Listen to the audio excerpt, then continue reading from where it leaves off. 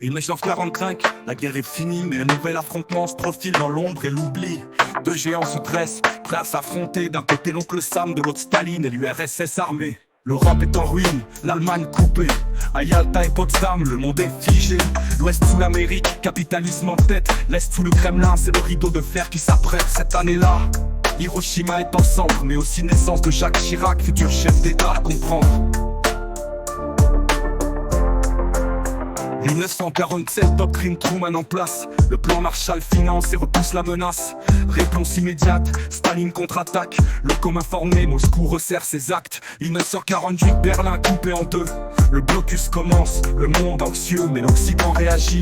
Pompe aérien massif, Staline recule, la RFA est active. 1949, l'URSS teste sa bombe nucléaire. La peur grandit, le monde retient son air. L'OTAN voit le jour, l'alliance est posée. Pendant que Mao en Chine prend le pouvoir d'un coup d'épée. Cette année-là, Staline joue sa carte, mais aussi naissance de Lionel Jospin, futur homme de débat et de joutes verbales marquantes.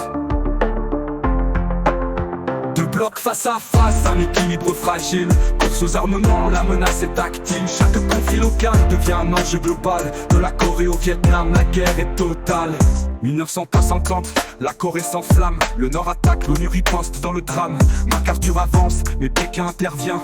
Retour au statu quo, guerre sans vainqueur, certes. 1953, Staline meurt, Khrouchtchev arrive. Déstalinisation, mais l'URSS reste vive.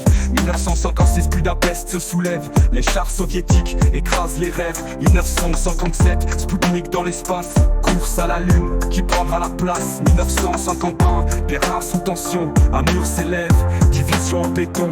Cette année-là, Khrouchtchev joue son rôle, mais aussi naissance de Barack Obama, futur leader au contrôle. Face à face, un équilibre fragile. Course aux armements, la menace est tactile. Chaque conflit local devient un enjeu global. De la Corée au Vietnam, la guerre est totale. 1962, la crise des missiles explose. Cuba au centre, le monde en overdose. Kennedy défie Khrouchtchev en mer. Un accord secret, la guerre nucléaire s'éclaire. 1954, Johnson envoie les troupes. Le Vietnam s'embrase, une guerre en boucle. Offensive du tête, choc à la télévision. L'opinion change, contestation. 1968, année de feu, révolte partout. Prague sous les chars, étudiants debout. Brejnev impose la force armée.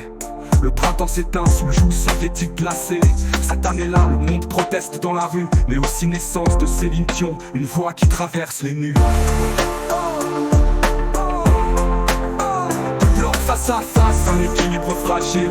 Course aux armements, la menace est tactile. Chaque conflit local devient un enjeu global. De la Corée au Vietnam, la guerre est totale.